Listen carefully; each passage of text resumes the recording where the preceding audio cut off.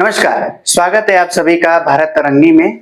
आज के हम history mains answer writing series में अपने नए टॉपिक ऋग्वेदिक एज को पढ़ेंगे, समझेंगे और जानेंगे कि किस तरीके से इस टॉपिक से क्वेश्चंस आते हैं और किस तरह से आपको इसके क्वेश्चंस को या आंसर राइटिंग को किस तरीके से अटेम्प्ट करना है।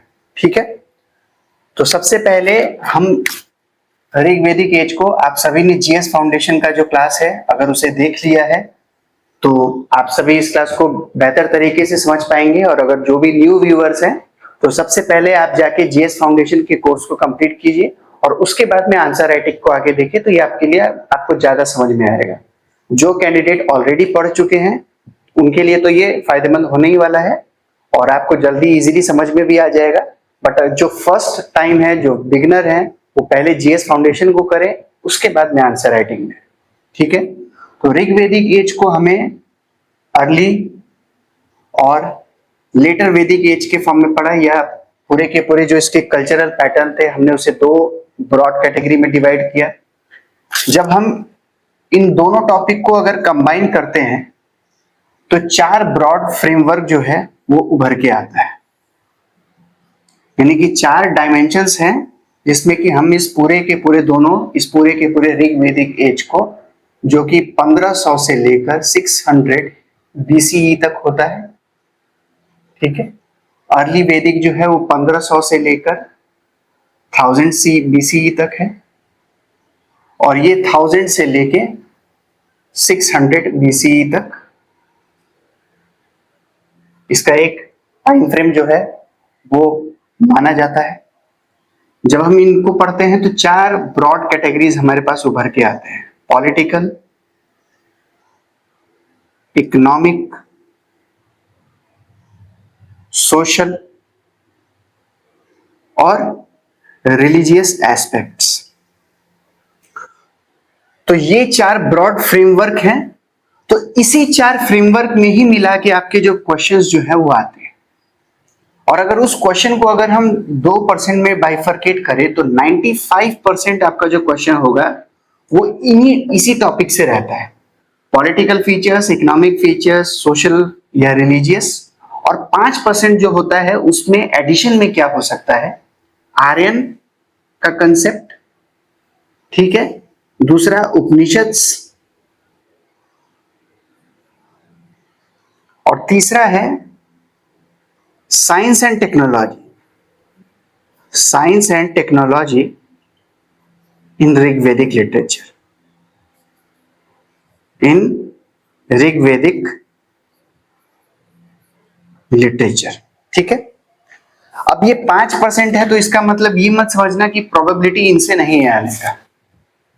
ये मैं टॉपिक के अकॉर्डिंग इसको डिवाइड कर रहा हूं कि टॉपिक का जो कंटेंट है उससे जो क्वेश्चन किस तरीके से बनते हैं। 95% जो क्वेश्चन जो बनेगा वो आपके इसी चार फ्रेमवर्क में ही रहेगा।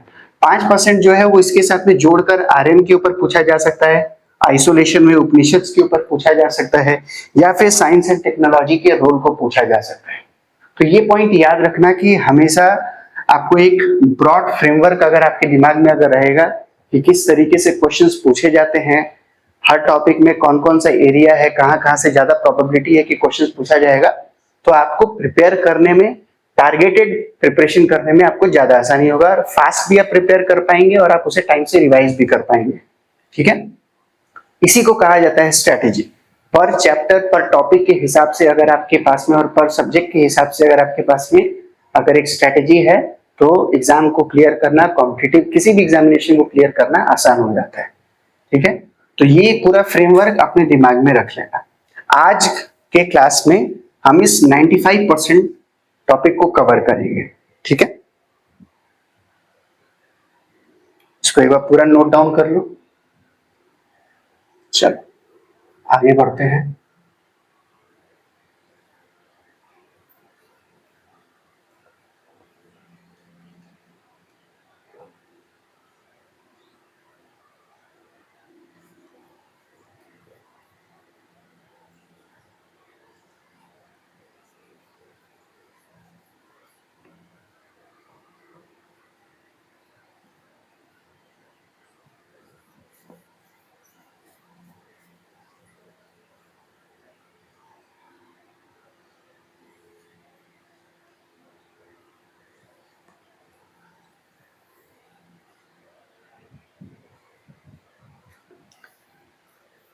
तो जैसा कि मैंने क्लास में आप सभी को पूरी डिटेल के साथ में अर्ली वैदिक एज और लेटर वैदिक एज के सारे पॉलिटिकल, इकोनॉमिक, सोशल और रिलीजियस फीचर्स एंड और जितने भी पॉपुलर बिलीव्स एंड प्रैक्टिसेस थे उपनिषद्स के बारे में हमने सारे चीजों को डिस्कस किया है। तो मैं आपको फिर से टॉपिक को जो है वो डिटेल में नहीं पढ़ाऊंगा, बल्कि सिर्फ और सिर्फ हम एक ब्रॉड तरीके से डिस्कस करेंगे कि कभी भी क्वेश्चन अगर आपसे आएगा तो आपको किस तरीके से उसको डील करना है। जब भी आपके इन पॉलिटिकल, इकोनॉमिक, सोशल और रिलीजियस फीचर से जब भी ये क्वेश्चंस आ रहे हैं उभर के, जैसे कमांड डिफरेंट डिफरेंट टाइप्स के हो सकते हैं, जैसे डिस्क्राइब होगा, डिस्कस होगा, एनालाइज होगा, ट्रेस होगा, हाईलाइट होगा, इवेल्युएट होगा, एसेस होगा। तो इस तरह से आप डिफरेंट डिफरेंट कमांड्स के साथ में आपका क्वेश्चन जो है वो फ्रेमिंग किया जाता है। और इन सबके साथ में होगा कि आपको किसी क्वेश्चन में पूछा जाएगा कि आप पॉलिटिकल फीचर्स को एक्सप्लेन कीजिए, इकोनॉमिक फीचर्स को एक्सप्लेन कीजिए, सोशल फीचर्स को एक्सप्लेन कीजिए, रिलीजियस फीचर्स को एक्सप्लेन कीजिए।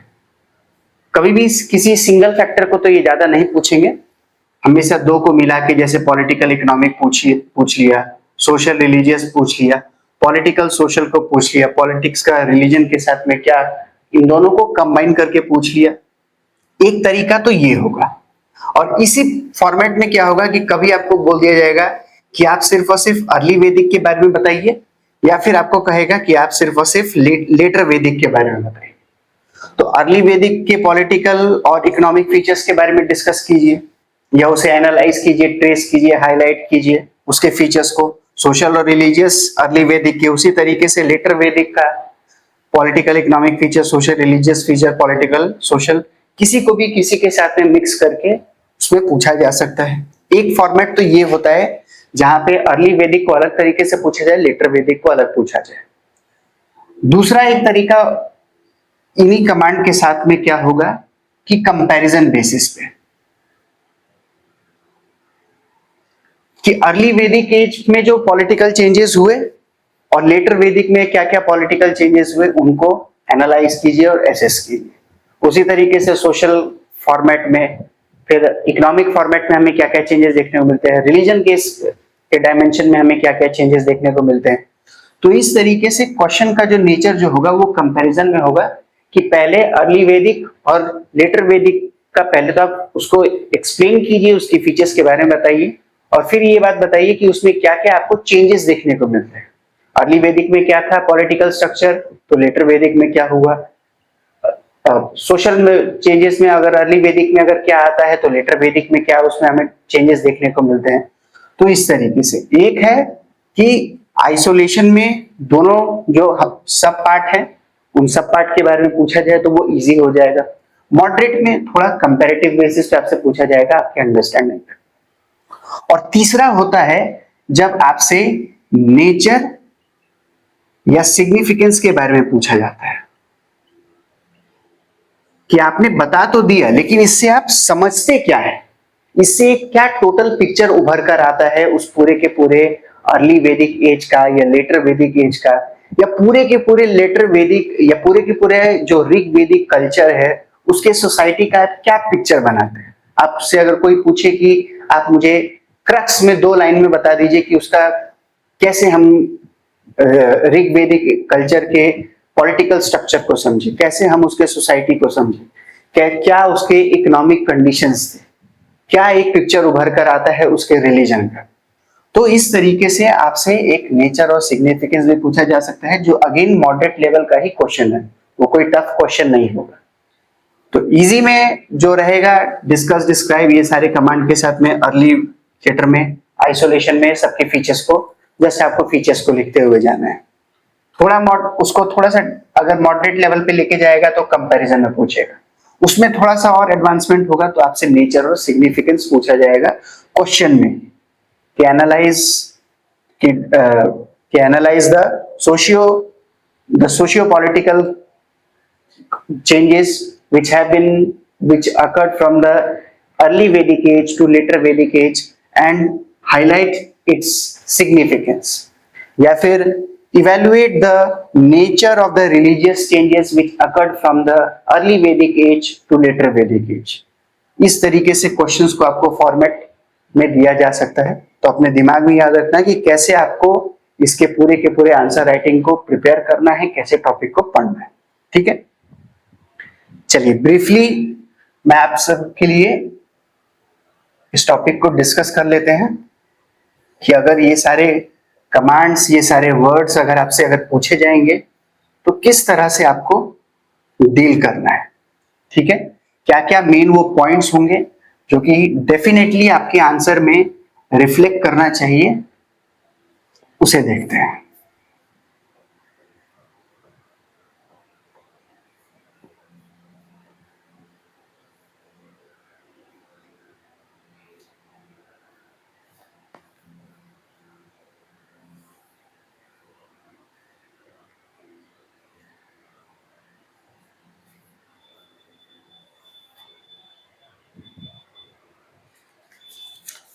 तो सबसे पहला आ जाता है, हम पॉलिटिकल फीचर्स के बारे में बात करते हैं.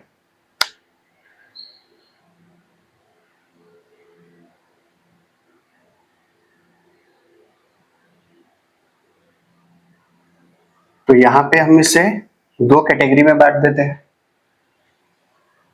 एक हो गया अर्ली और दूसरा हो गया लेटर. ठीक है, तो सबसे पहले हमें देखने को क्या मिलता है, वॉरिंग ट्राइब्स. ये सारे के सारे फीचर्स जो हैं, कंसेप्ट ऑफ राजन या फिर राजा,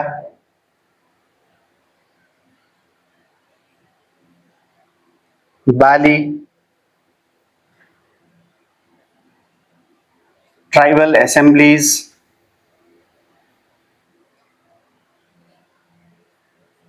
various socio political units,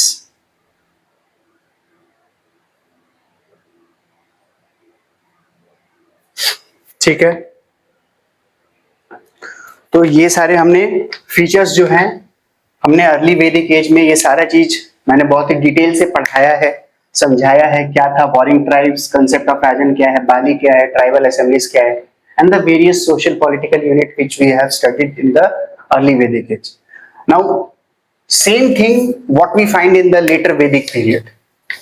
so what there again many things are there. मैंने बताया था, समझाया है आप लोगों को कि ऑलवेज हिस्ट्री जो है वो चेंज एंड कंटिन्यूटी के प्रिंसिपल पे वर्क करता है. ठीक है, प्रिंसिपल यही है हिस्ट्री का, चेंज एंड कंटिन्यूटी. तो बहुत सारी चीज ऐसे होंगे जो कि अर्ली वैदिक में थे, वो लेटर वैदिक में भी कंटिन्यू करेंगे, और जो कुछ ऐसे फीचर्स होंगे जो कि नए उभर के आएंगे या फिर उनमें ट्रांजिशन, हमें चेंजेस देखने को मिलते हैं. तो वो हमें खास करके जो चेंजेस जो आते हैं उनको तो डेफिनेटली लिखना पड़ता है. आप बाकी आपका लिखने का एक्सप्लेनेशन का तरीका है कि आप ये भी बता दें कि पहले ये फाइंड किया जाता था, अब हमें ये मिलता है. तो मैं सीधा डायरेक्ट बता दे रहा हूं. तो वॉरफेयर अभी भी हमें देखने को मिलता है लेटर वैदिक एज में, यानी कि जो ट्राइब्स हैं. मोस्ट इंपॉर्टेंट हमें क्या देखने को मिलता है, transition from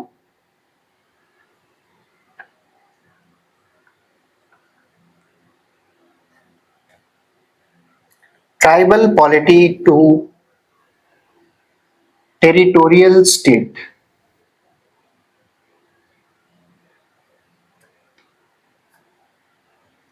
Concentration of power,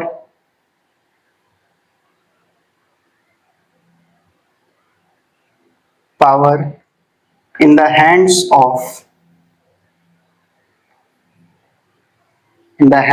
of king. ठीक है, कंसेप्ट ऑफ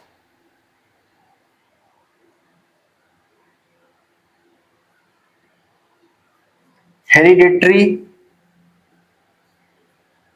किंगशिप,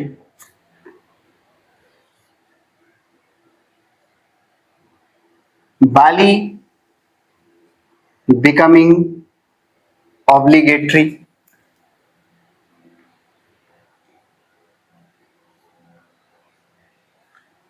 तो इस तरह से हमें चेंजेस जो है वो देखने को मिल रहा है, ठीक है। जो अगर आपने क्लास अगर अटेंड अगर नहीं किया होगा तो शायद इसमें आपको बहुत ज्यादा डिफिकल्टी होगा, तो इसलिए मैं पहले ही बता दे रहा हूं। ये बेसिकली जो अगर आपने देख लिया है तो आपको ये समझ में आ रहा होगा कि वॉरिंग ट्राइब, जब हम यहाँ पर वॉरफेयर कह रहे हैं तो इसका मतलब है राजा का क्या है, transition from tribal polity to territorial state क्या है। तो ये सारे बेसिक पॉइंट्स हैं। अब इन सारी चीजों को आपको एक्सप्लेन करते हुए लिखना है। एक्सप्लेन मतलब समझाना है। ऐसा मैं जिस तरीके से लिख रहा हूं ये ब्रॉड पॉइंट है, तो आपको ये लिखना है कि वॉरिंग ट्राइब्स है तो वॉरिंग ट्राइब्स क्या है, वॉरिंग ट्राइब्स आपको बताना है। तो फिर यहाँ पे भी वॉरफेयर है तो क्या है, ये transition from tribal polity to territorial state है तो क्या है, इसका मतलब आप क्या कहना चाहते हैं। तो explain with relevant examples. Class में मैंने इन सारे चीजों को एक्सप्लेन करके एग्जांपल्स के साथ में बताया है, तो वही पॉइंट जो है वो आपको, तो ये आपका एक एक सेंटेंस जो है, एक एक दो दो लाइन का सेंटेंस ये बनता जाएगा। ये पॉइंट है, ये आपको सेंटेंस में इसको कन्वर्ट करना है एग्जाम्पल के साथ में। तो ये सारे पॉइंट्स हैं। Explain it with relevant examples which I have taught in the GS foundation, ठीक है। पॉइंट्स ये रहेगा, आपके दिमाग में रहना चाहिए कि हाँ ये सारे पॉइंट्स जो है हमें डिस्कस करना है, ठीक है। तो ये था पॉलिटिकल फीचर्स, इसको नोट डाउन कर लो। अब आ जाते हैं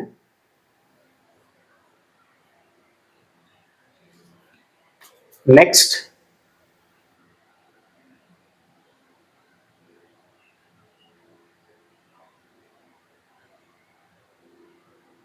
इकोनॉमिक फीचर्स में, ठीक है।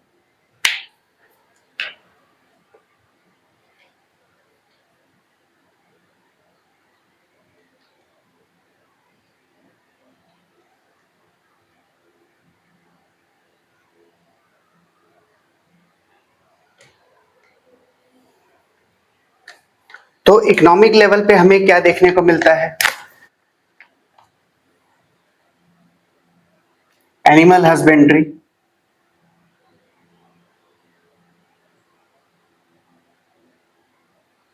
या फिर cattle rearing,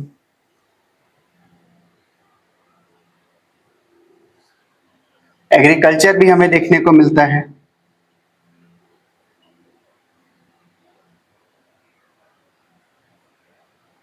various professionals,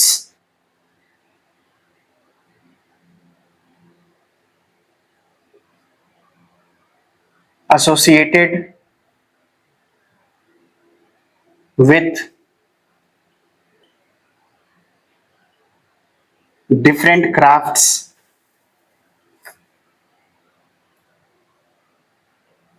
less reference to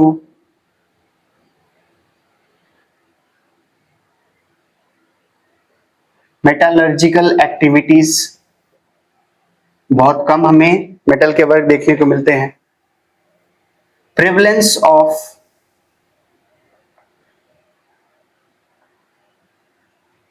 barter system, यानी कि वस्तु विनिमय एक्सचेंज का हमें सिस्टम देखने को मिलता है, ठीक है।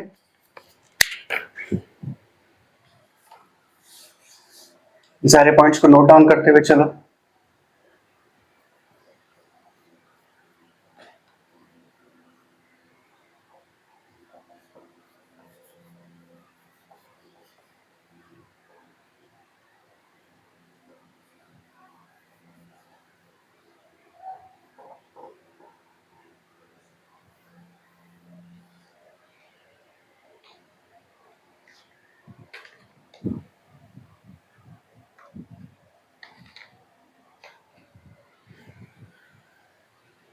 फिर एक दो पॉइंट और है,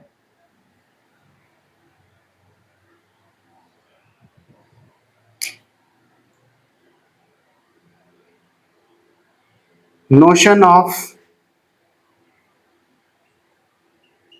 private individual property did not exist,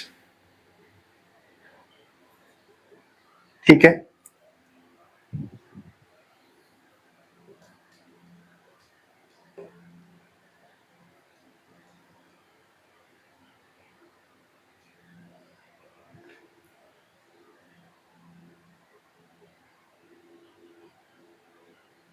household as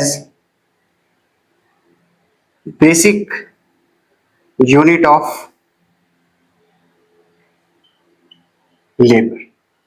तो ये सारे फीचर्स जो हैं हमें इकोनॉमिक लेवल पर अर्ली वैदिक एजेस में हमें देखने को मिलता है। ये सारे के सारे इंपॉर्टेंट है। अब इसी तरीके से हमें कई सारे फीचर्स लेटर वैदिक एज में भी देखने को मिलेंगे, ठीक है। तो लेटर वैदिक एज को भी देखते हैं। अगेन कंटिन्यूटी और चेंज के प्रिंसिपल पे आएगा, हमेशा ध्यान में याद रखना है, ठीक है। सो पहले में क्या है, एग्रीकल्चर इंक्रीज्ड, ठीक है। Importance of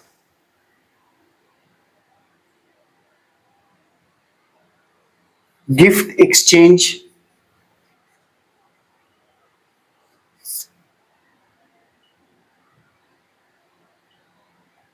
reference to iron,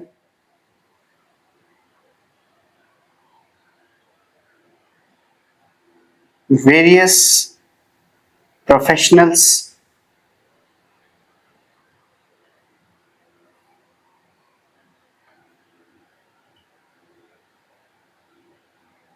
people engaged in leisure activities,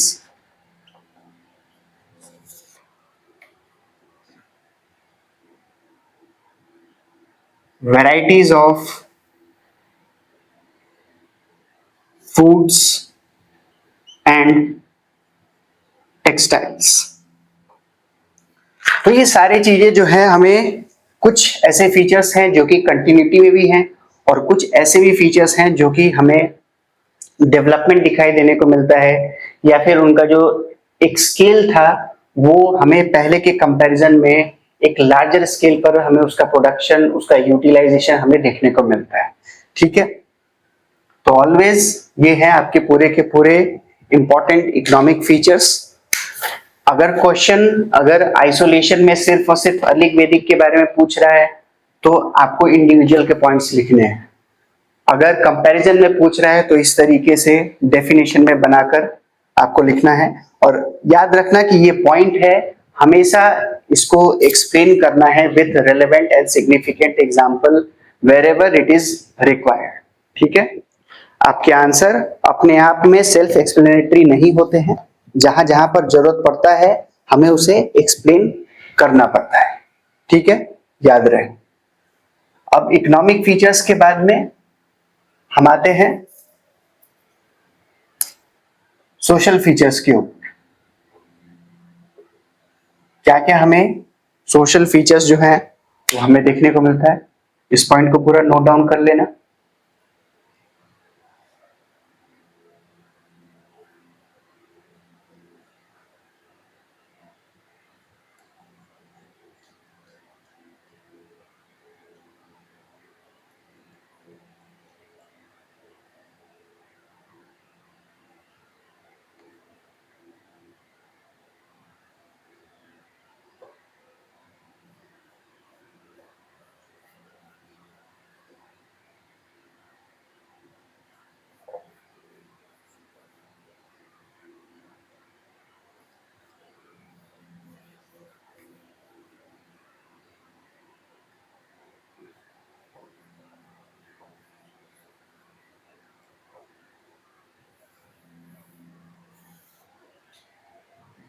ठीक है, अब चलते हैं सोशल फीचर्स के ऊपर या सोसाइटी के ऊपर। वर्ड वर्ण अकर्स। अब वर्ण किस चीज के साथ में जुड़ा हुआ है ये आपको समझाना है कि यहाँ पे वर्ण का कंसेप्ट क्या है। क्या वो क्लास डिवीजन को दिखा रहा है या सिर्फ अपने आप में एक कंसेप्ट के तौर पर है, तो ये आपको यहाँ पर एक्सप्लेन करना है। मैं सिर्फ आपको पॉइंट्स बताते हुए जा रहा हूं, ठीक है। वर्ड वर्ण है, फिर कंसेप्ट ऑफ आर्य एंड दासास या दास, words,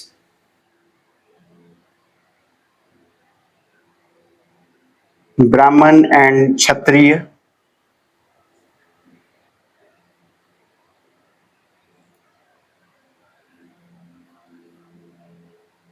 absence of strict social hierarchy,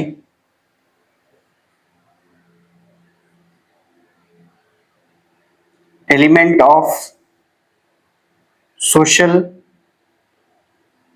mobility। ये सारे के सारे पॉइंट्स जो हैं ये हमने पढ़े हैं। ऐसा नहीं है कि ये कुछ आपको, हाँ, जो जिन्होंने अटेंड क्लास नहीं किया होगा उनकी तो डिफिकल्टी होगा, लेकिन जिन्होंने पढ़ा है उनको बहुत अच्छे से ये चीज समझ में आ रहा होगा कि हम क्या चीज के बारे में बात कर रहे हैं। ये सारे पॉइंट्स है, फिर से मैं हमेशा रिपीट करते हुए जा रहा हूँ, ये सारे पॉइंट्स है, इनको आपको एक्सप्लेन करना है with relevant example in a single और अ मैक्सिमम ऑफ 2 लाइंस, ठीक है, याद रखना। फिर reference to women sages,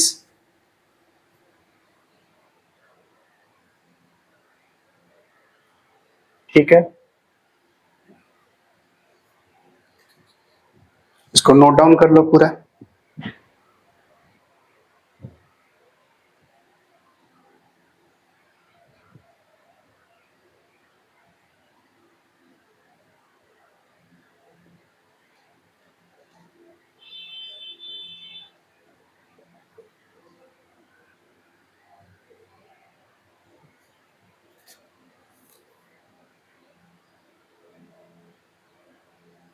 no women priest,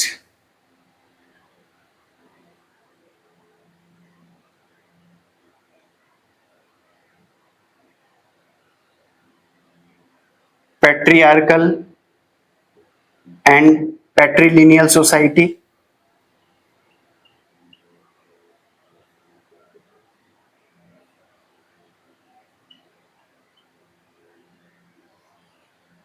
institution of marriage।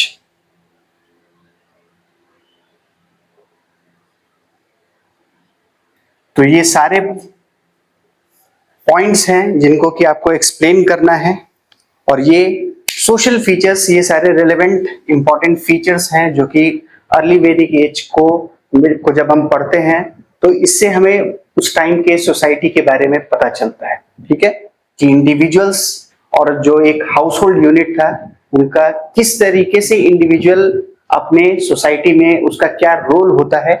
जब हम इन सारे पॉइंट्स को पढ़ते हैं तो हमें दिखाई देता है, और फिर उसमें हमें जेंडर का भी एक नोशन उभर के आता है कि मेन का रोल क्या था और वुमेन का रोल क्या था, ठीक है, याद रखना ये सारा पॉइंट्स। लेटर वैदिक में अगर हम आए तो हमें क्या क्या देखने को मिलता है। सबसे पहले beginning of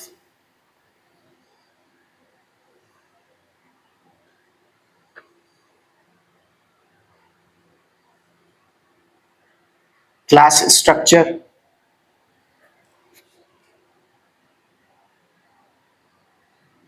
hereditary society. Again याद रखना, हमेशा चेंज और कंटिन्यूटी के प्रिंसिपल पे चीजों को पढ़ते जाना कि अर्ली वैदिक में क्या था, लेटर वैदिक में वही फीचर्स कंटिन्यू होते हैं या फिर चेंज होते हैं, हमेशा इस चीज को याद रखना, ठीक है। हेरिडेटरी सोसाइटी,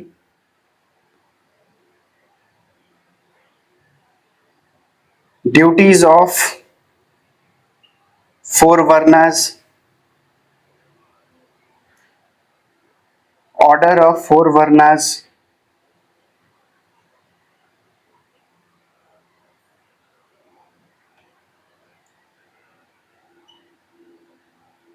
ग्रुप्स आउटसाइड वर्ण,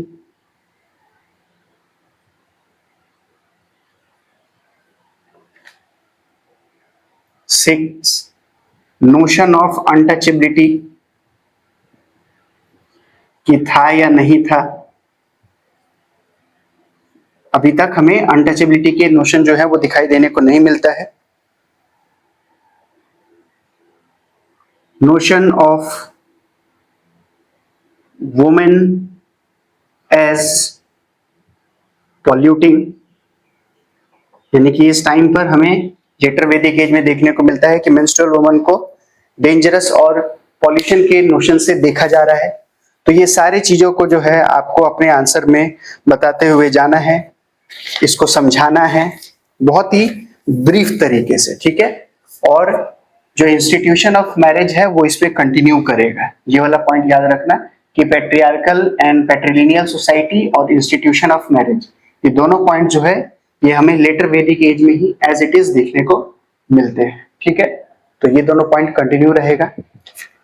अब इसके बाद में आ जाते हैं रिलीजियस फीचर्स के ऊपर, इसको नोट डाउन कर लो पूरा।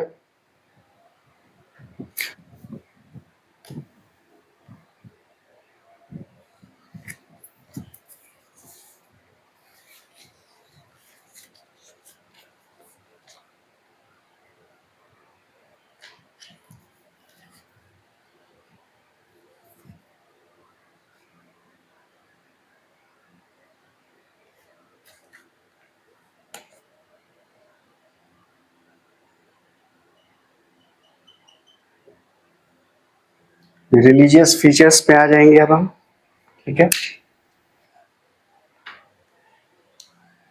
चलो इसको बिठाते हैं। अब फिर से हम उसी पैटर्न में और उसी फॉर्मेट में ही देखेंगे अर्ली और वैदिक।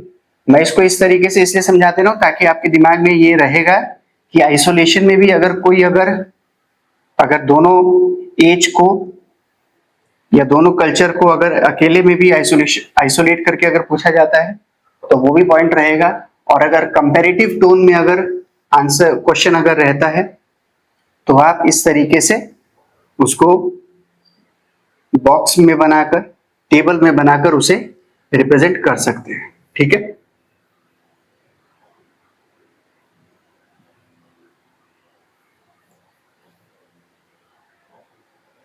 चलिए तो अब बढ़ते हैं रिलीजियस फीचर्स के तरफ में। इसे भी हमने काफी डिटेल में पढ़ा था। अर्ली वैदिक एज में ideas of creation of world,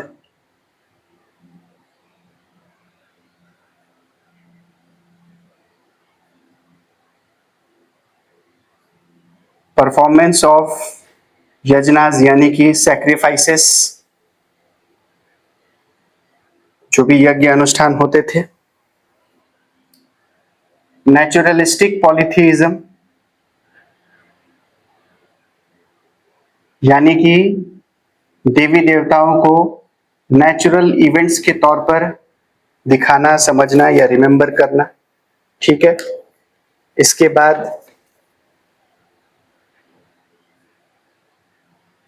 concept of रीत एंड धर्म, और लास्ट में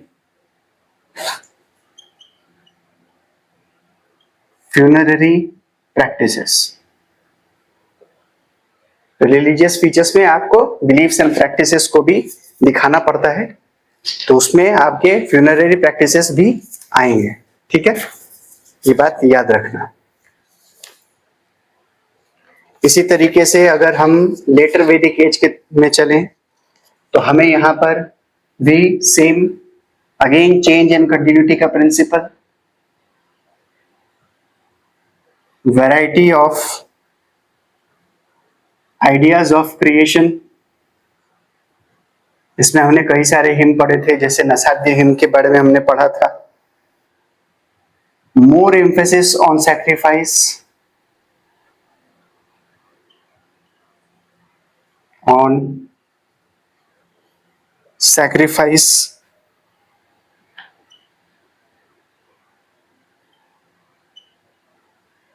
increasing importance of God, Prajapati. Early Vedic age में खास करके हमें इंद्र, अग्नि, इन सारे डीटीज का, खास करके इंद्र का सिग्निफिकेंस देखने को मिलता है। लेटर वैदिक एज में हमें प्रजापति को का सिग्निफिकेंस जो है वो हमें इंक्रीज देखने को मिलता है, because he is much more associated with the performance of sacrifice और the god who is associated with sacrifice. हमें ऐसे रिचुअल्स देखने को मिलते हैं, रिचुअल्स एसोसिएटेड विथ किंगशिप,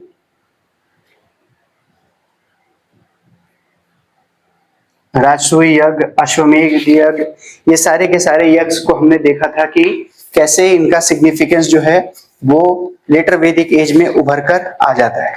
ठीक है, इसके साथ साथ Atharvaveda,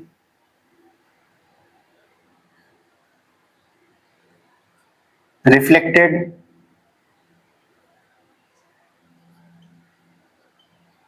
concerns of ordinary people, यानी कि बाकी सारे जितने भी टेक्स्ट होते हैं, बाकी सारे जितने जैसे ऋग्वेद है, सामवेद, यजुर्वेद और उनके संहिता, ब्राह्मणास और उनके अरण्यक, उनमें हमें सिर्फ और सिर्फ ब्रह्मानिकल टीचिंग्स और ब्रह्मानिकल वर्ल्ड के तरफ से जिस तरीके से पूरे के पूरे वो चीजों को समझते हैं, दिखाना चाहते हैं, समझाना चाहते हैं, वो देखने को मिलता है। लेकिन अथर्ववेद में हमें नॉन ब्रह्मानिकल चीजें भी देखने को मिलता है, तो ये डाइवर्सिटी को रिफ्लेक्ट करता है। ठीक है, फिर हमें उपनिषद के टीचिंग भी देखने को मिलते हैं।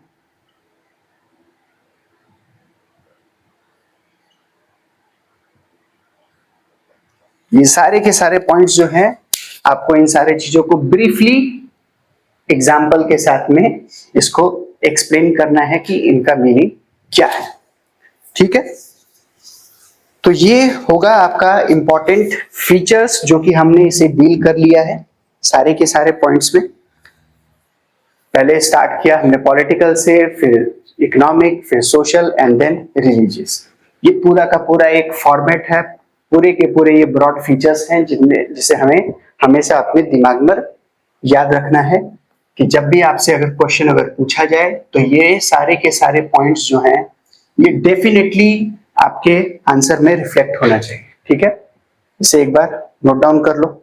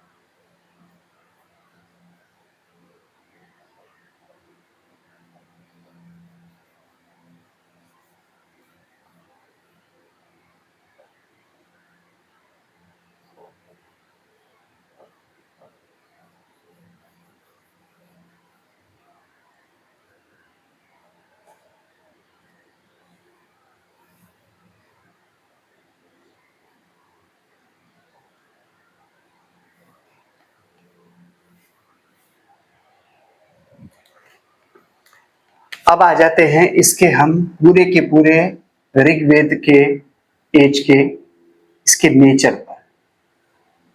तो नेचर में हमें ये बात बताना है, हमें उन पॉइंट्स को हाईलाइट करना है।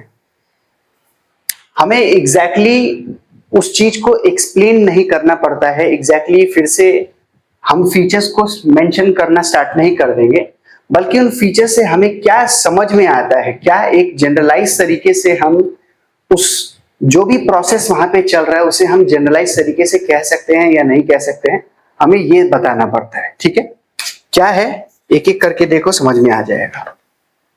जैसे हमें ऋग्वेदिक एज में प्रोसेस ऑफ कल्चरल इंटरेक्शन देखने को मिलता है। हम क्या देखते हैं, हमें आर्य देखने को मिलते हैं, हमें दास देखने को मिलते हैं, हमें वैरायटी ऑफ ट्राइब्स देखने को मिलते हैं।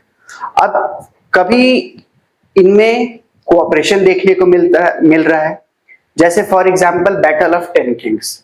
अब एक तरफ भरत ट्राइब है और बाकी तरफ में 10 ट्राइब्स है, तो कॉन्फ्लिक्ट भी देखने को मिल रहा है, और जो 10 ट्राइब जो एक साथ मिलकर लड़ रहे हैं उनमें एसेसिनेशन भी देखने को मिल रहा है। तो इस तरीके से एक कल्चरल इंटरेक्शन, तो भरत ट्राइब का कुछ अपना एक डिफरेंट कल्चरल प्रोसेस है, तरीका है, बाकी जो 10 ट्राइब्स हैं उनके भी अपने डिफरेंट प्रोसेसेस होंगे, पर एक जगह पर वो कहीं पे कॉन्फ्लिक्ट कर रहे हैं, कहीं पे एसिमिलेट कर रहे हैं, डिफरेंट स्कोप्स और डायमेंशन। उसी तरीके से जब हम लेटर वैदिक एज में आ रहे हैं तो हम क्या देखते हैं कि जो कई सारे ऐसे जो ट्राइब्स जो है वो मिलकर एक लार्जर पॉलिटिकल यूनिट का फॉर्मेशन कर रहे हैं, तो हमें कल्चरल इंटरेक्शन देखने को मिलता है। कल्चरल इंटरेक्शन पॉजिटिव भी हो सकता है, नेगेटिव भी हो सकता है। नेगेटिव में होता है कि कॉन्फ्लिक्ट हो रहा है, पॉजिटिव में होता है कि एसिमिलेशन हो रहा है। ठीक है, तो प्रोसेस ऑफ कल्चरल इंटरेक्शन हमें देखने को मिलता है। Differences in wealth and rank, एक इंपॉर्टेंट फीचर है जो हमें देखने को मिलता है, difference in wealth and rank. ज्यादातर जो लड़ाई वो होता था किसके लिए होता था, या तो लैंड के लिए या तो काउस के लिए, अर्ली वैदिक एज में हम देखते हैं। और फिर इसके बाद में ये बढ़ते बढ़ते जब हम लेटर वैदिक एज में जाते हैं तो जमीन और काउ के साथ साथ में वुमेन का इंस्लेवमेंट, लोगों का इंस्लेवमेंट, लैंड का एक्विजिशन, ये धीरे धीरे करके बढ़ने लगा। पहले जो वेल्थ का जो कंसर्न का जो डिस्ट्रीब्यूशन हुआ करता था वो असेंबलीज किया करते थे, असेंबलीज में डिस्ट्रीब्यूशन होता था। हम लेटर वैदिक एज में पहुंचते हैं तो हमें क्या दिखाई देता है कि राजन जो है अब वो कंसंट्रेशन करता है, और कंसंट्रेशन करके फिर उसके बाद में उसी गिफ्ट को वो डिस्ट्रीब्यूट करने लग जाता है, किसमें, प्रीस्टली क्लास में, जिसे हम दान स्तुति कहते हैं, इन प्रेज ऑफ गिफ्ट का जो कंसेप्ट जो उभर कर आता है लेटर वैदिक पीरियड में। तो वो सारा इस तरीके से रैंक्स उभर के आ जाता है, सोसाइटी में हम एक स्ट्रक्चर देखने लग जाते हैं, और राजा को जो है as a custodian of social order हमें देखने का ये सारा का सारा फीचर्स जो है वो हमें देखने को मिलता है। इस तरीके से एक पूरे इस ऋग वैदिक एज में differences in wealth and ranks जो है वो हमें देखने को मिलता है। ठीक है, society was patriarchal and patrilineal। Male का डोमिनेशन, वुमेन्स का धीरे धीरे सब्जुगेशन, अर्ली वैदिक एज में उनका ज्यादा रोल था, लेटर वैदिक एज में उनका रोल जो है वो कम होते जाता है। There are many there are many hymns or there are many charms in which it is said that a fetus can be converted into a male fetus। ये सारे फीचर्स हमें देखने को मिलते हैं। जो बहुत सारे ऐसे यज्ञ अनुष्ठान है, बहुत सारे ऐसे हिम्स है जो कि ये कहते हैं कि हमारे पास सिर्फ और सिर्फ पुत्र की कामना हो, यानी कि सिर्फ और सिर्फ मेल चाइल्ड का ही डिमांड किया जा रहा है। So all this shows that society was patriarchal and patrilineal। Different types of marriages हमें देखने को मिलते हैं, पॉलीगैमी और पॉलीएंट्री भी हमें देखने को मिलता है, लेकिन ज्यादातर उस मैरिज में किया जाता है जहां पर men's can have more than one wife, that is accepted, and that it is prevalent. Women having multiple husband it was found but it was deplored, it means उसे ज्यादा प्रेफरेंस नहीं दिया जाता। ठीक है, so society was patriarchal and patrilineal। rank इस तरह से society was not egalitarian। rank and gender were two bases of inequality।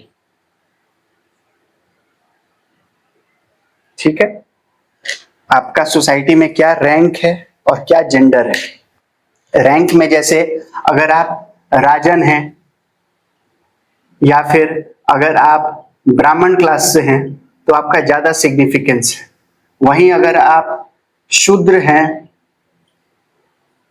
या फिर आउटसाइडर्स के कैटेगरी में हैं, या फिर अगर आप स्लेव्स हैं जिसे हम दास या फिर दासी कहते हैं, तो आपका जो सोसाइटी में जो रेलेवेंस है, जो आपको जो अपॉर्चुनिटीज मिलेंगे वो बहुत ही कम हो जाते हैं। और उसी कंपैरिजन में जेंडर में भी है कि मेंस को उसी क्लास, उसी स्ट्रक्चर के अंदर में अगर आप वुमेन है तो आप और भी ज्यादा सब्जुगेटेड होंगे। जैसे दास है और दासी है, तो so the probability of dasi being exploited is much more in comparison to a das. ठीक है, तो ये रैंक और जेंडर का जो नोशन जो है वो हमें देखने को मिलता है, और इस तरह से सोसाइटी इगैलिटेरियन नहीं है। क्यों हम ये कहते हैं कि नॉट इगैलिटेरियन? क्योंकि हमें एक क्लास स्ट्रक्चर देखने को तो नहीं मिलता है जिसमें पूरा का पूरा सोसाइटी जो है, जैसे आज के टाइम में हमें rich class, middle class, lower middle class, poor class, इस तरीके से देखने को मिलता है। तो ऐसा एक पिरामिडल स्ट्रक्चर हमें देखने को नहीं मिलता है। ऑब्वियसली सोसाइटी जो है वो उस टाइम पर धीरे धीरे कर इवॉल्व हो रही थी, लेकिन फिर भी हमें इनइक्वालिटी के जो एविडेंसेस जो है वो मिलते हैं। उसका जो दो पैटर्न किसके ऊपर है? रैंक एंड जेंडर के ऊपर। ठीक है, इसको समझते हुए चल रहे हैं। ये सारे जनरल पॉइंट्स हैं जो कि आपको समझाना है, बताना है कि हाँ ये चीजें हम ओवरऑल इस पूरे के पूरे ऋग्वेदिक एज को पढ़ के हमें ये चीज समझ में आता है। ठीक है, डाइवर्सिटी ऑफ रिलीजियस प्रैक्टिसेस। तो हमें नेचुरल पॉलीथीइज्म देखने को मिलता है, हमें उपनिषद्स की टीचिंग्स देखने को मिलते हैं, हमें सैक्रिफाइसेस परफॉर्मेंस का एक तरीका दिखाई देने को मिलता है। हाउस होल्ड में के लिए अलग सैक्रिफाइसेस हैं, रॉयल अथॉरिटी के साथ में या फिर रॉयल पावर के साथ में अलग सैक्रिफाइसेस हैं। तो डिफरेंट रिलीजियस प्रैक्टिसेस हमें देखने को मिलता है। उसी तरीके से जो आर्य के साथ में जो एसोसिएटेड जो रिलीजियस आइडियाज हैं वो अलग हैं। फ्यूनररी प्रैक्टिसेस में हमें डिफरेंसेस देखने को मिलता है। तो ये क्या दिखाता है कि diversity of religious ideas and practices was prevalent there. तो प्रेजेंट जो इंडियन सोसाइटी है ये भी जिस तरीके से डाइवर्स है, इसके जो रूट्स हैं वो हमें वैदिक एज से ही हमें वैदिक एज में देखने को मिलते हैं। वैदिक एज से स्टार्ट नहीं होता है, वैदिक एज में हमें इसके फीचर्स जो है वो देखने को मिलता है। स्टार्टिंग पॉइंट तो बहुत ही पहले से हो जाता है। ठीक है, डाइवर्सिटी के जो है पॉइंट है। चलो पॉइंट्स को नोट डाउन कर लो।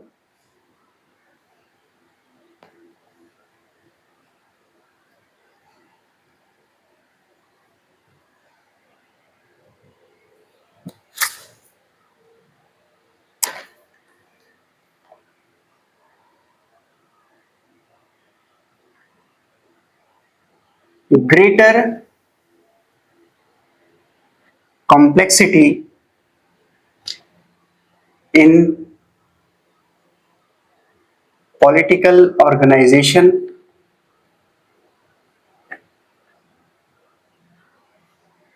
social life and economic activities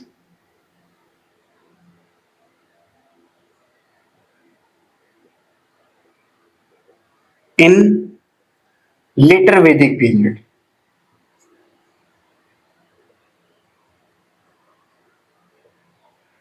तो हमने क्या देखा पॉलिटिकल ऑर्गेनाइजेशन में? हम क्या देखते हैं? टेरिटोरियल, धीरे धीरे करके एक मोनार्कियल और एक टेरिटोरियल सिस्टम का इमर्जेंस हो रहा है।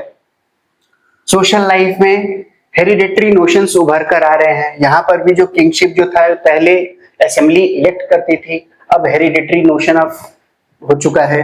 कई सारे ऐसे सैक्रिफाइसेस हैं जो कि राजा को परफॉर्म करना पड़ेगा अपने आप को ब्रिलियंट दिखाने के लिए। सोशल लाइफ में हमें कई सारे हेरिडेटरी स्ट्रक्चर्स देखने को मिल रहे हैं, बर्थ के बेसिस पर जो वर्ण का जो क्लासिफिकेशन है। इकोनॉमिक एक्टिविटीज उसी तरीके से हर वर्ण के साथ में एसोसिएट कर दिया गया है। ये पर्टिकुलर एक्टिविटी जो है वो इस वर्ण के साथ में एसोसिएटेड है। सो कॉम्प्लेक्सिटीज जो है वो उभर कर आ जाने चाहिए। पहला ऐसा नहीं है कि जिसके पास में जो स्किल है या इगैलिटेरियनिज्म एक सोसाइटी है, सभा समिति है, तो उसमें पहले वुमेन्स का पार्टिसिपेशन होता था, अब वुमेन्स का पार्टिसिपेशन नहीं हो रहा है लेटर वेदिक में। इस तरह से डाइवर्स कॉम्प्लेक्सिटी जो है वो सोसाइटी में इंक्रीज करते हुए जाता है। ठीक है, जैसे जैसे हम अर्ली वैदिक से लेटर वैदिक की तरफ में बढ़ते हैं। फिर अगर देखा जाए तो कंसंट्रेशन ऑफ वेल्थ होता है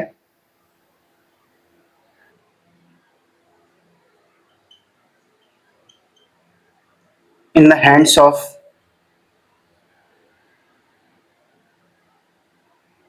जैसे जैसे हम अर्ली असेंबलीज का रेलेवेंस जो है वो कम होते जाता है, राजा का सिग्निफिकेंस बढ़ते जाता है।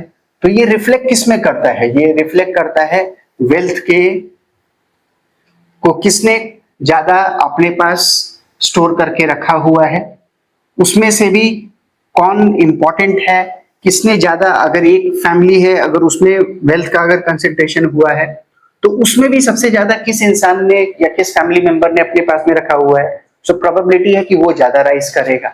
ठीक है, आज भी हमारे जो लैंड्स से रिलेटेड जो डिस्प्यूट होते हैं उनका एक मेजर फीचर जो है, और वही चीज हमें खास करके देखने को मिलता है महाभारत, उसका एक एपिटोम है। लैंड को ही लेकर, वेल्थ को ही लेकर सबसे बड़ा इशू उभर कर आता है। No clear reference to coinage. ठीक है, टोटली हमें क्या देखने को मिलता है? General picture of a rural society and economy. तो इस तरीके से अगर हमको ऋग्वेदिक एज को अगर समराइज करना होगा, उसे जनरल पिक्चर में बताना होगा कि उसका नेचर क्या है, तो यहां से हम लास्टली ये बात बताएंगे कि एक रूरल सोसाइटी, हमें कोई अर्बनाइज्ड या फिर एक अर्बनिज्म के फीचर्स वाले सोसाइटी जो है वो हमें देखने को नहीं मिलते हैं। हमें जनरली रूरल सोसाइटी और इकोनॉमी देखने को मिलता है। इसका मतलब ये नहीं है कि एक्टिविटीज या ट्रेडिंग या फिर जिसे हम कहेंगे कि कोई भी इकोनॉमिक प्रोडक्शन हो ही नहीं रहा था, इस आइडिया को हम नहीं कहना चाहते हैं। जो भी किया जा रहा है वो एक सेल्फ सफिशिएंट रिक्वायरमेंट और एक सेल्फ सफिशिएंट नीड्स को फुलफिल करने के लिए। Production is not for the purpose of trade, production is not very much surplus so that it can be stored also and it can be exported. ठीक है, urbanisation का वो एक important feature होता है कि आप जो प्रोडक्शन करते हैं वो सरप्लस में होता है। यहाँ पे सिर्फ और सिर्फ सेल्फ सफिशिएंट प्रोडक्शन होता है कि जितना भाई रिक्वायरमेंट है उतना ही हमें प्रोडक्शन करना है, उतने से ही हम जीना चाहते हैं, दूसरों के रिक्वायरमेंट से हमें मतलब नहीं है। सो इन जनरल हमें जो ऋग्वेदिक एज का जो नेचर्स देखने को मिलता है वो हमें इंपॉर्टेंट फीचर्स आपको हाईलाइट करने को देखने को मिलेगा। ठीक है, process of social interaction, conflict and assimilation. ठीक है, तो ये था पूरा का पूरा इसका नेचर का पॉइंट। इसे नोट डाउन कर लो।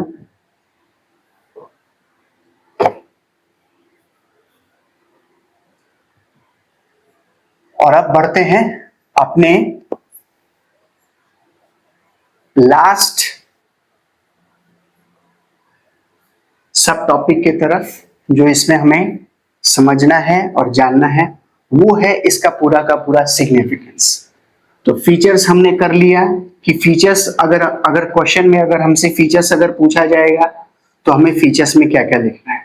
अगर नेचर में अगर हमसे पूछा जा रहा है तो हमें ये सारे पॉइंट्स लिखने हैं और फिर से इन पॉइंट्स को विथ रेलेवेंट एग्जांपल्स के साथ में समझाना है। अगर क्वेश्चन में फीचर्स भी लिखा हुआ है और अगर नेचर भी लिखा हुआ है या फिर सिग्निफिकेंस भी पूछा हुआ है तो पहले तो आप पूरा फीचर्स लिख दीजिए और उसके बाद में एक एक करके नेचर वाले पॉइंट को आप लिखते हुए चले जाइए, तो उससे वो सेल्फ एक्सप्लेनेटरी हो जाए। अगर सिर्फ और सिर्फ नेचर ही क्वेश्चन में पूछा जा रहा है कि नेचर ही बताओ या सिग्निफिकेंस ही बताओ, तो आपको नेचर वाले पॉइंट्स को लिखते जाना है और उसे and keep explaining it with relevant example, समझाते हुए चलो कि जो आप पॉइंट लिख रहे हो, अगर आपने लिखा है कि process of cultural interaction, that the Rigvedic age reflects process of cultural interaction, आपने तो लिख दिया। अब ये थोड़ी है कि जो एग्जामिनर है, जो इवैल्यूएटर है, वो खुद से अपने आप समझ जाएगा। हाँ, वो जानता है लेकिन आपको उसी चीज को समझाना है, तो आप फिर उस चीज को लिखेंगे, कहां पर हमें एसिमिलेशन देखने को मिलता है, कहां पर हमें कॉन्फ्लिक्ट देखने को मिलता है। तो इस तरीके से आप उस इंटरेक्शन को समझाएंगे उसको रेलेवेंट एग्जांपल्स के साथ। ठीक है, याद रखना। अब लास्ट पॉइंट की तरफ में चलते हैं, वो है significance.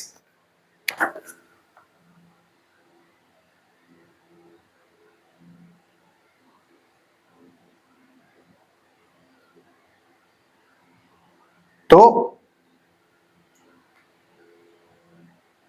Rigvedic culture underlines a close connection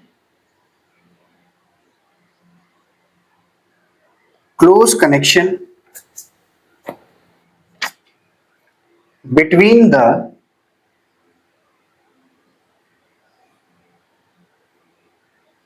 emergence of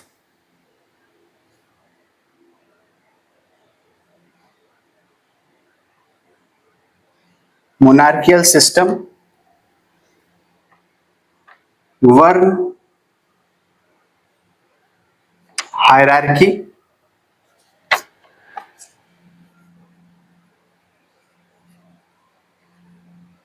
organization of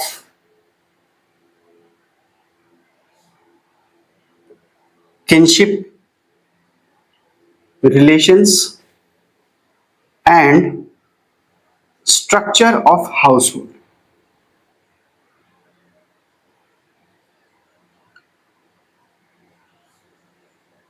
ठीक है, so connection between emergence of monarchial system and the varna hierarchy. मतलब क्या है कि जैसे इसको इस तरीके से समझो कि वर्ण के हायरार्की में आखिर क्या हुआ। अब अर्ली वैदिक एज से समझो, वॉरिंग ट्राइब्स है, राजा का रोल क्या था? राजा का रोल है कि वो ऑलवेज वॉर को, हर कोई भी अगर लड़ाई, अगर दूसरे ट्राइब के साथ में अगर लड़ाई अगर हो रहा है तो वो उसमें विक्ट्री दिलवाएगा, उसके बदले में विक्ट्री दिलवा रहा है, साथ साथ में वो उस ट्राइब को प्रोटेक्ट भी कर रहा है और उसको एक्सपैंड भी कर रहा है। अब धीरे धीरे करके क्या हो रहा है कि सोसाइटी में हम क्या देख रहे हैं, एक बाली का एक नोशन उभर के आता है कि चूंकि राजा आपके लिए इतना वर्क कर रहा है तो आपका ये फर्ज बनता है कि आप उसको वेरियस काइंड ऑफ रिसोर्सेज जो हैं वो दें।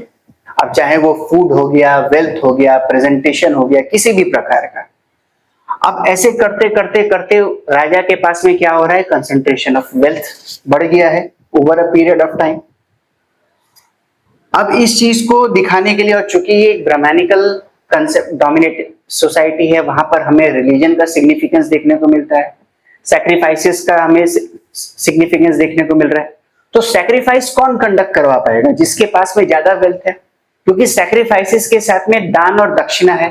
अब दान दक्षिणा वही दे सकता है जिसके पास में वेल्थ का कंसेंट्रेशन है। तो एक दो है पैटर्न, एक तरफ इसमें हाउस होल्ड है और दूसरे तरफ में राजा है, यानी कि जिसे हाउस होल्ड का जिसे हम गृहपति कहते हैं, और दूसरे तरफ में स्टेट के साथ में एसोसिएटेड। अब जिस हाउस होल्ड, अब ऐसा तो नहीं है कि सारा का सारा लड़ाई जो है वो राजा ही करता होगा, उसके कई सारे जो इंपॉर्टेंट ऑफिशियल्स होंगे जो उसका साथ देते होंगे, उनके पास में भी कंसंट्रेशन ऑफ वेल्थ बढ़ रहा होगा। तो हाउस में एक अलग बढ़ रहा है, राजन की तरफ में अलग बढ़ रहा है। अब जो सैक्रिफाइसेस कंडक्ट कर रहा है, ठीक है, वो हो गया कौन सा? पूरा का पूरा प्रीस्टली क्लास या फिर जो ब्राह्मण क्लास है, ये पूरा। तो इसका कुछ पोर्शन जो वेल्थ का जो डिस्ट्रीब्यूशन है वो इन्हें भी मिल रहा है, ठीक है, इनका भी रेलेवेंस और सिग्निफिकेंस इंक्रीज करते जा रहे हैं। जो जितना बड़ा यज्ञ करवाएगा उसका उतना ज्यादा नाम होगा, उसको उतना ज्यादा दान देना पड़ेगा, वो जिसने जितना ज्यादा दान दिया उसका उतना ज्यादा जो है प्रचार हुआ, प्रसार हुआ, एक्सपेंशन हुआ, तो हर तरीके से। अब इस तरीके से ये चलते चलते चलते कई सौ सालों तक ये चला। तो अब ये पैटर्न बन गया है कि कुछ लोग इसी काम में इंडल्ज रहेंगे। क्यों? क्योंकि किसी भी काम को करने के लिए उसमें प्रोफेशनलिज्म जरूरी होता है, एक कंटिन्यूटी का जरूरी होता है। एक्सक्लूसिव नॉलेज के तौर पर ऋग्वेद को रखा गया था, कि हर कोई इसे पढ़ नहीं सकता, हर कोई इसे समझ नहीं सकता. It was a revealed knowledge specially to be given by someone to someone, by someone to someone. तो इस तरीके से स्पेशलिटी किया गया. अब धीरे धीरे धीरे धीरे क्या हुआ कि जो नए जो सोसाइटी में पहले से प्रोडक्शन थे उनको उसी काम के साथ में इंगेज कर दिया गया. ऐसे करके वर्ण का जो कंसेप्ट जो था वो हायरार्कियल फॉर्म में हो गया कि जो पर्टिकुलर वर्ण में जो पैदा हो रहे हैं वो उसी काम के साथ में इंगेज रहेंगे, यानी कि हेरिडेटरी बर्थ के साथ में रिलेशन हो गया. तो मोनार्कियल सिस्टम ने वर्ण को धीरे धीरे कंट्रीब्यूट किया. वर्ण ने मोनार्कियल सिस्टम के कंसेंट्रेशन में मदद किया. ठीक है, और इस तरीके से पूरा का पूरा एक हमें क्लोज कनेक्शन जो है वो दिखाई देने को मिलता है. तो ये लाइन जो है वो इस चीज को समझाने का कोशिश कर रहा है कि कैसे एक दूसरे पॉइंट्स ने खास करके वर्ण और ये मोनार्कियल सिस्टम का जो है ये एक दूसरे के ऊपर डिपेंडेंट थे और इस तरह से इनका जो है वो राइज हुआ. हमें जो देखने को मिलता है ऋग्वेदिक फीचर का एक इंपॉर्टेंट पॉइंट है. ठीक है, अभी और भी ये ज्यादा समझ में आ जाएगा. द ग्रैंड वैदिक sacrifices performed by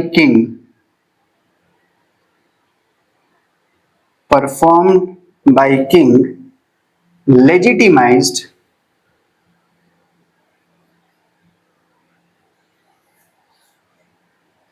the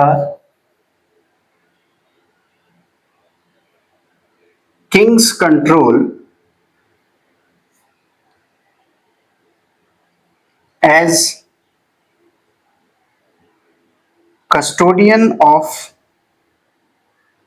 social order,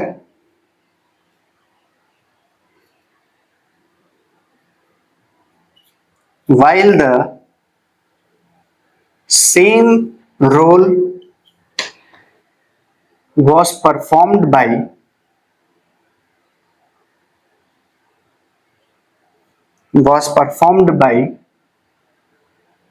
Grihapati over his household.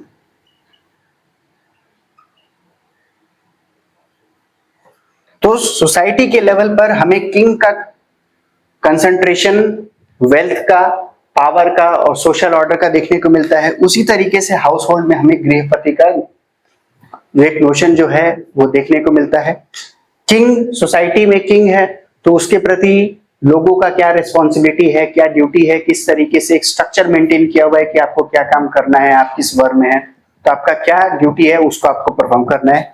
वैसे ही सिमिलरली वैसे ही हमें हाउस होल्ड में भी देखने को मिलता है कि हाउस होल्ड में भी जब हमने लेटर वैदिक एज में पढ़ा था कि यहाँ पर हमें एक इंपॉर्टेंट अंडरलाइनिंग फीचर्स देखने को मिलते हैं कि फादर का अपने चिल्ड्रन के साथ में और फादर का और हस्बैंड का वाइफ के साथ में एक जो रोल है वो पूरा हमें कंसोलिडेटेड फीचर देखने को मिल रहा है कि किसका क्या रोल है और उस रोल को उसे परफॉर्म करना है, उसके ऊपर एक स्पेशल इम्फेसिस दिया जा रहा है.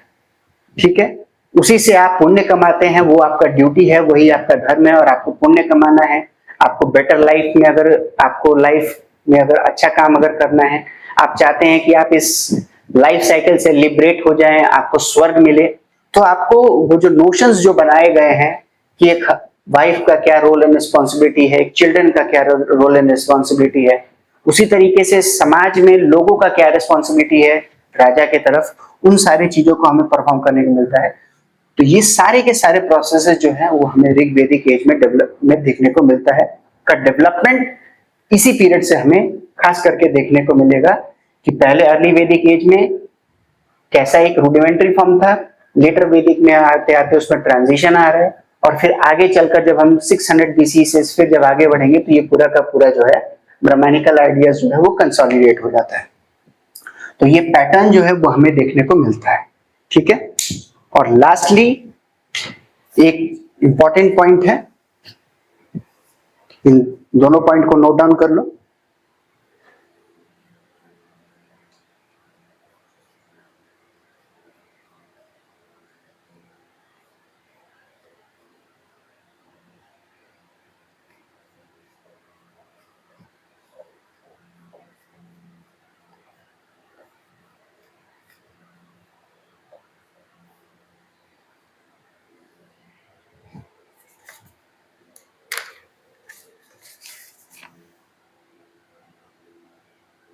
The increasing social differentiation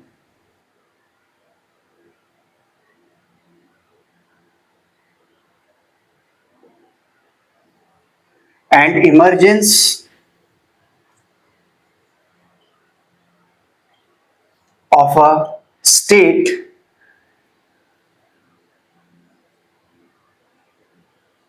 was accompanied by an increasing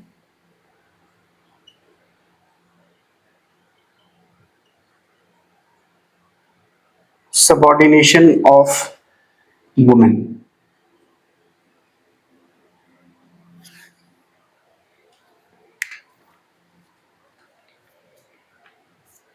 ठीक है, और जैसे जैसे मोनार्कियल सिस्टम का कंसोलिडेशन होता है, जैसे जैसे हाउस होल्ड में पैट्रियार्कल और पैट्रिलिनियल सिस्टम का डोमिनेशन हमें कंसोलिडेशन देखने को मिलता है, सोसाइटी में जितना ज्यादा डिफरेंशिएशन होते जाता है वैसे वैसे सबऑर्डिनेशन ऑफ वुमेन जो है वो इंक्रीज करते हुए चलता जाता है, which becomes a very important features from the Rig Vedic time onwards.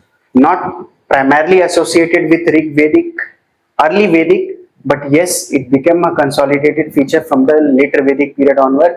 और धीरे धीरे जो है ये इंक्रीज ही होता चला जाता है.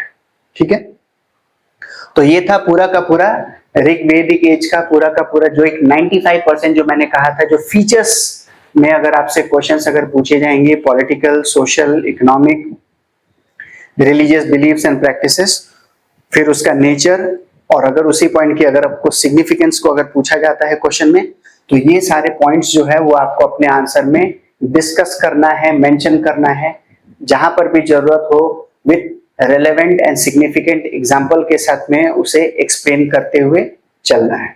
ठीक है, तो ये था पूरा का पूरा one part of this entire topic of the Rig Vedic age culture.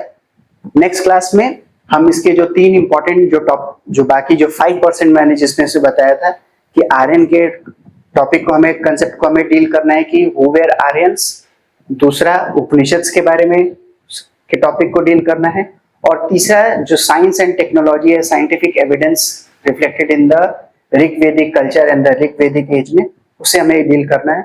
तो हम नेक्स्ट क्लास में उन तीनों टॉपिक को एक ही साथ में डील कर लेंगे. ठीक है, तो आज की क्लास को यहीं पे एंड करते हैं, मिलते हैं अपने नेक्स्ट क्लास में. ओके.